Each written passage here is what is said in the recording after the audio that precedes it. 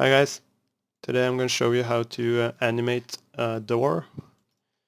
Not a traditional door that swings open, but a mechanical door that has doors that will slide from side to side.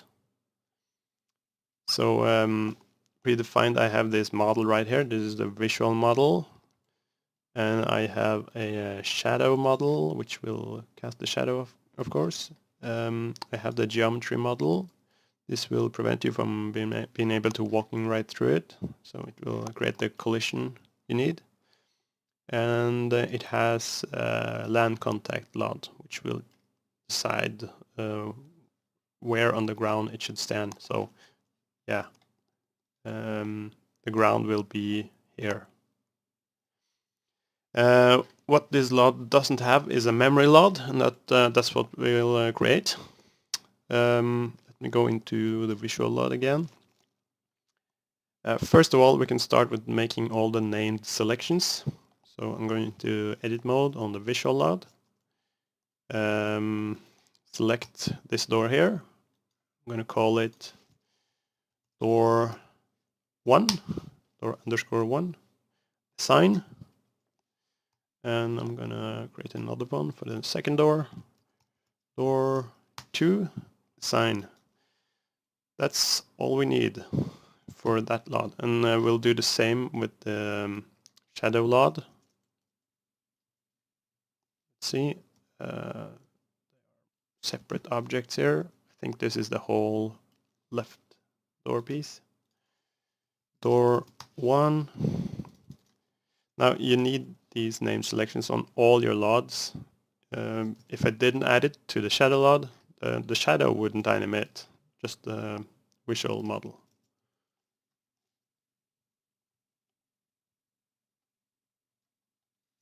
Door 2. And I like to just check if they were assigned correctly. They were. And I'm going to do the same thing with the geometry LOD.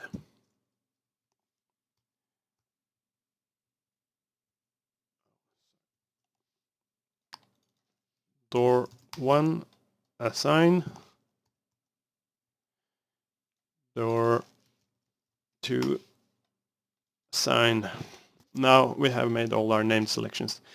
And now I'm gonna create the memory point LOD. Since the access points we'll be creating is defines or decides how far this door will slide, I like to steal some of the vertex points from the door itself, so I get the exact distance I want it to move. So if I go into the visual LOD again, I'm gonna. I think I wanted to move. Let's see. Yeah, this distance right here. So let me just duplicate this vertex right here. Shift D. I have my own vertex. Let me just move it a little so it's easier to select it.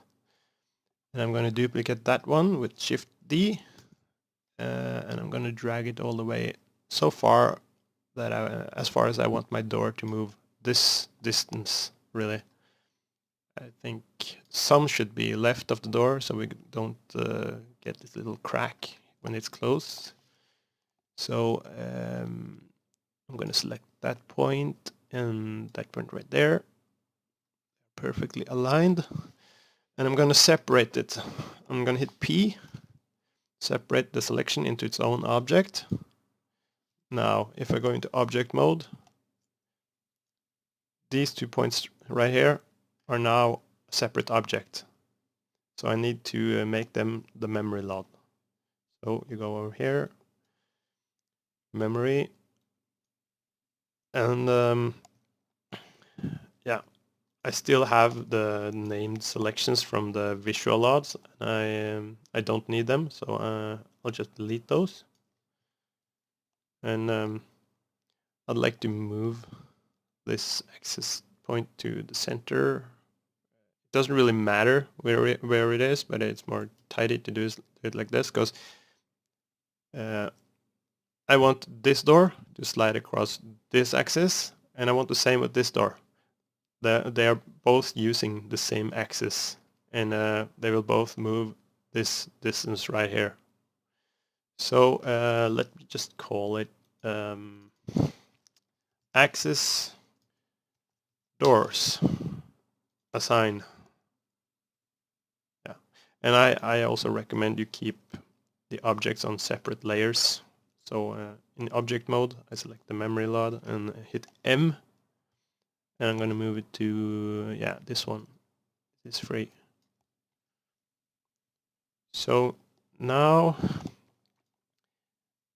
anything I'm forgetting? Oh yeah, we need a point for where to interact with the door. So let me go into the memory LOD again. Shift S, cursor to center, and I'm gonna hit Control right click. Oh, sorry, they were selected, so that won't work. Control Z, regret that, and deselect those. And now Control right click. It will create a new vertex for me. I want that to be in the center. Control Shift S. Selection to cursor. Now my memory point is in the center, and I can move it around there. I think that's good. So in order to be able to open the door, you will have to be close to this point, and in the config I will define how close you need to be. So let's call that door action. Assign it. Now I have the door action and the axis doors. Okay. I think everything is set, so I'm gonna export this model here to a P3D file. I have my let's see, I have my work folder already set up. I'm gonna add it in the description of the video.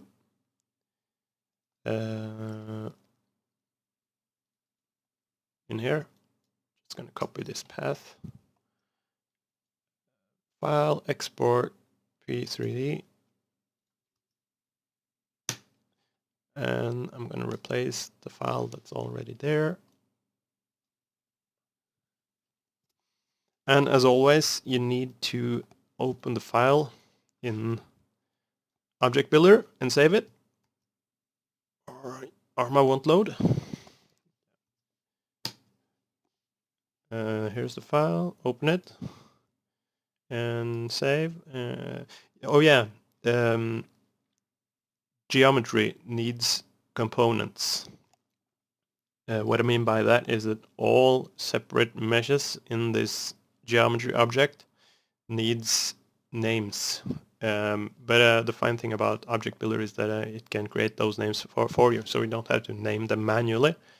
So right now, when I'm in the geometry LOD, go to Structure, Convexity, Component, Convex Hull, and you see here it made all these component parts for me. So now the whole model consists of all these pieces right here. Yeah, save it.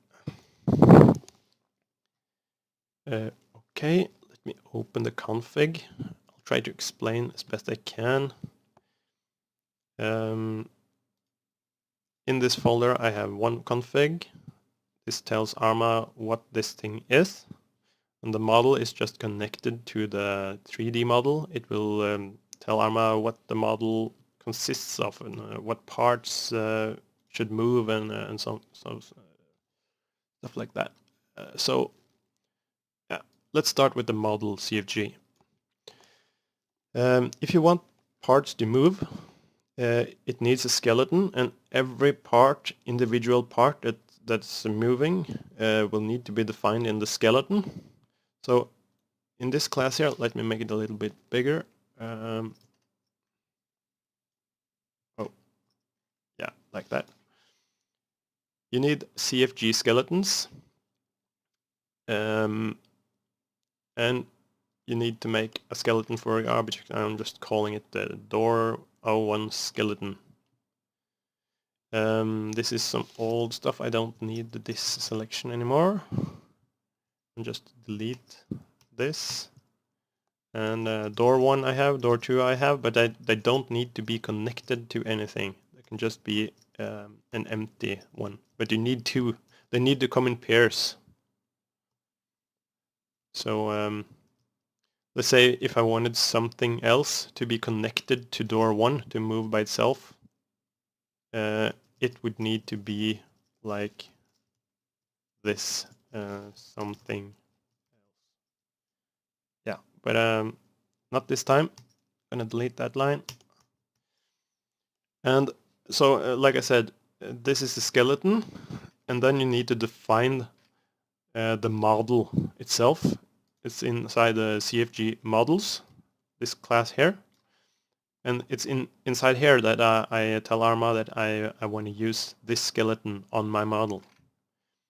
And another thing that's important is that the class of your model in here must be the same name as your P3D model, without the P3D, of course, but the name here must be the same here.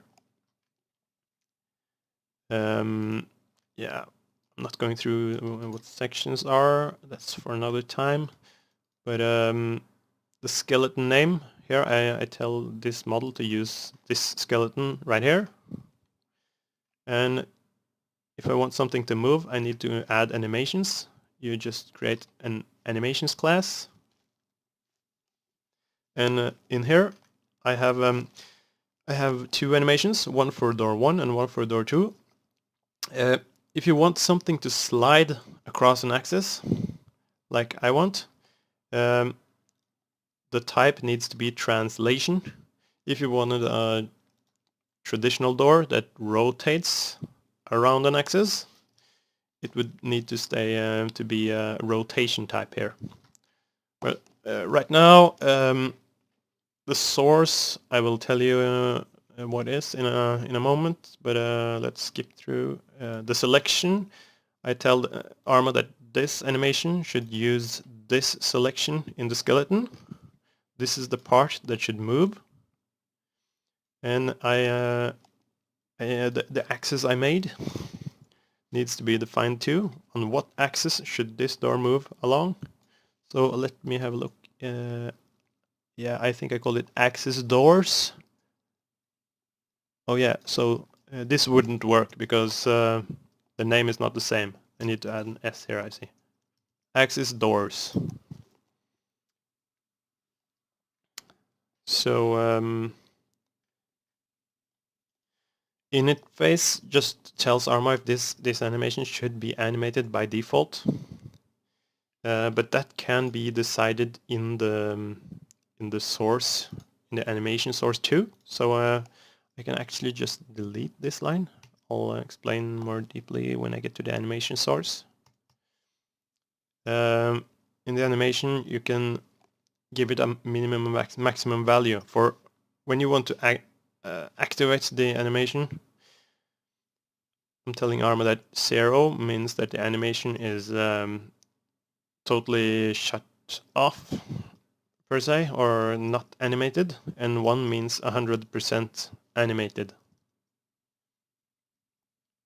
So if I were to call this animation and give it a value of 0.5, it will only animate halfway.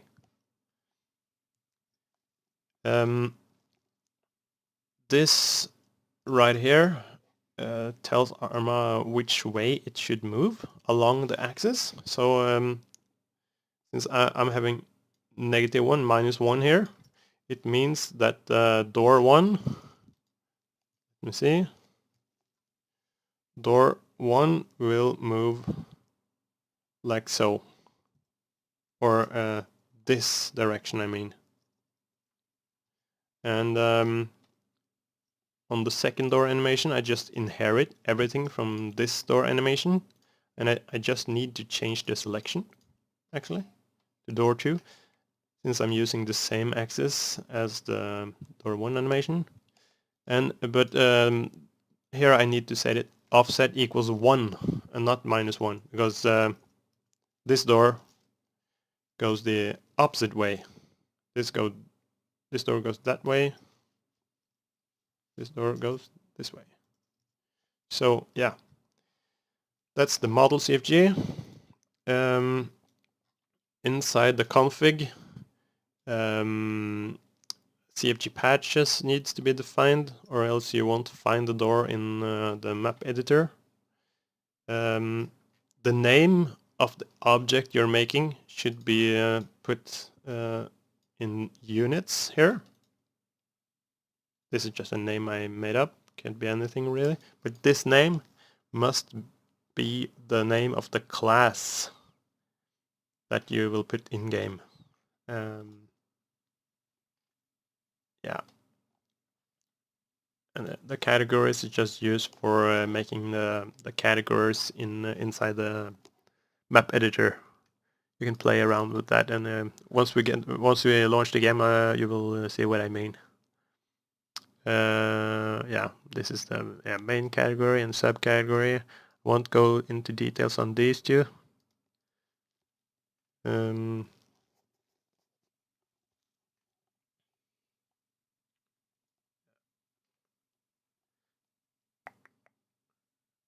This line is not needed here, just for CBA support, I think. If you want event handlers. So first of all, the base class of house F that exists already in vanilla Arma needs to be defined, and then we inherit from that class. Everything that exists inside this class, you will find a lot of stuff. But, since we don't want to write all that stuff ourselves, we just inherit it to our new object that I'm calling TO40K object. And now this object here, I don't want to be visible anywhere, because this is like a common default object that I want to base all my other objects on. So that's why I put scope and scope curator to 0. This means 0 means it won't be viewable in Eden, and scope curator means it's equals 0, means you won't find it in Zeus either. So yeah, you can give it any armor value you want actually. Not going through these. But here is our main class. I inherit from this object here, give it the name that should be in the CFG patches right here. And I said scope equals 2 and scope curator equals 2. Now it will be available in the map editor and Zeus.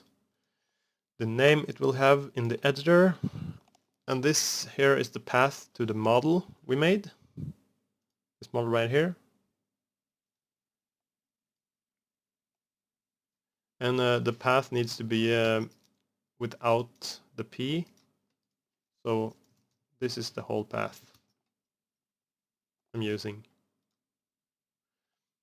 Yeah, this just shows, I think in the editor, when you're looking at the object in the editor, it shows the name of the author. Yeah, and if you want the icon in the editor to be another picture than the default vanilla question mark icon, you can set that too. But I'm not doing that now.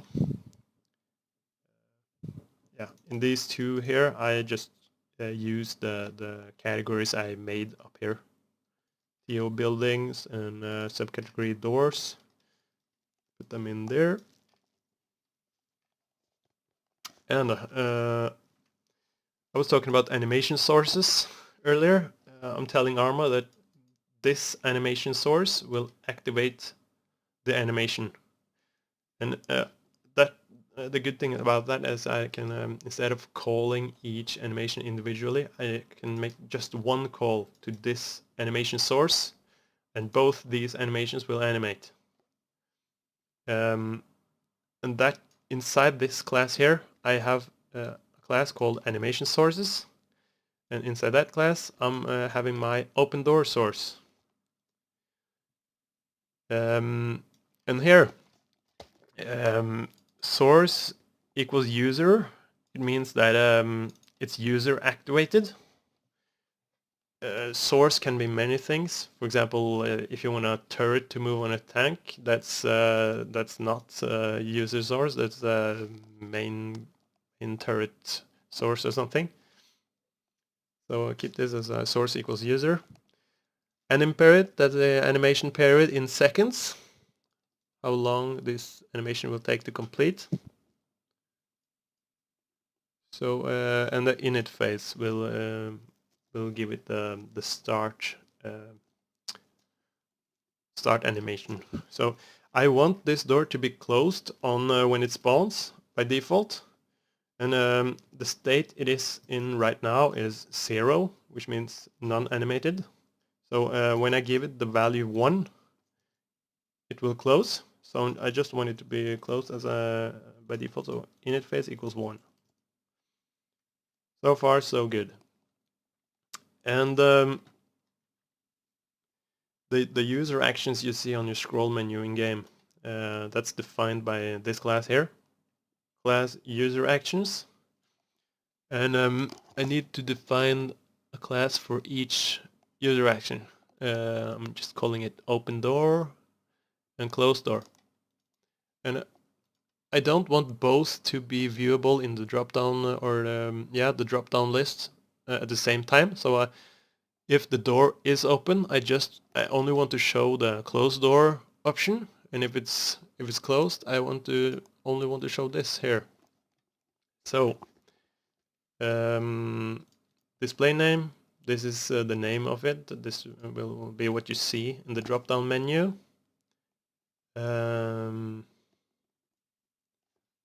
Yeah, position. That's the memory point we made. Let's see. We go into the memory load. Yeah, we made a point that's called the door action, and that's what this needs to be. Door action. And a radius of 3 meters, I think is okay. Only for player, I think that's if that's 1, I don't think AI can use it. But let's keep it at 0. And the condition is what hides the user action from the drop-down menu. So I only want to show the open door action if the door is closed, and that means see, if open door equals 1, that means the animation is complete and it is closed. And same here, it's just the opposite. If it is 0, it means it's open, and I want to give you the option to close it. And in the statement here, this is where I actually do the animation. I call the animation source. I say this animate source. This just means this is the object you're in, really. This is this, in a way. So I'm just using this command here, this animate source, and I'm calling this animation source to 0. I want it to go from the state 1 to state 0. That will activate the animation itself. What I added here was just a cool sound for when the door closes. It's not necessary. Maybe it's too complicated for this tutorial, but yeah, you can read about this function right here, Play Sound 3D. Only reason I added all this extra nonsense is to increase its volume, or it would be fairly low. Statement of the closed door is almost exactly the same, only you give it the value 1 instead, which means a closed door. Yeah. Okay, we can try and pack it and see if it works. Packing it directly into, this is the work folder I'm in, and I'm packing it directly into the mod folder right here. Okay. Pack. Okay. Start up Arma.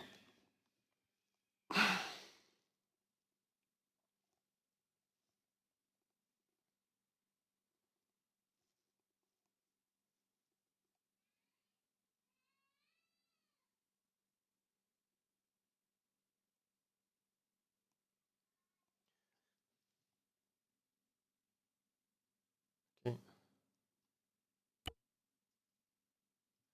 And first of all, if you noticed, I don't really need a closed door animation source, because this can be used for both purposes. It's like open door equals 1 or 0. That's opened or closed. So yeah, let's see if it works. I think I need to fix the distance between the access points. I can see that right away, so I don't want to look through here. It seems the doors are quite merged together somehow, but let's try.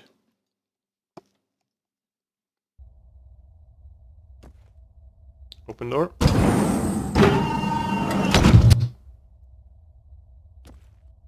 Close it.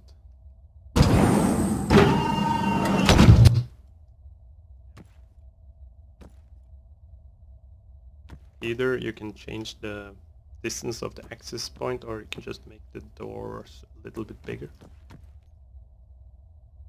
I'm going to do that real quick. Open up Blender. Go into the visual LOD.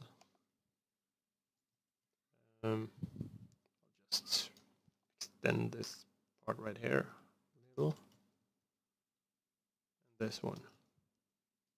Like that. Open it in Object Builder. Save it. Oh yeah, sorry. Yeah, I need to fix the geometry components again. Save it. Pack it again.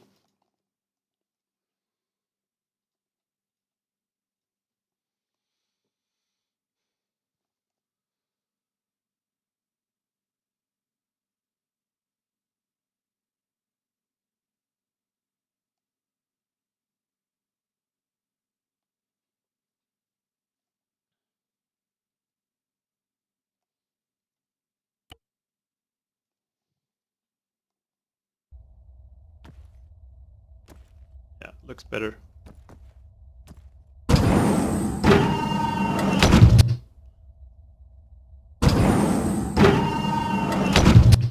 Okay guys, that's it for this tutorial. Later.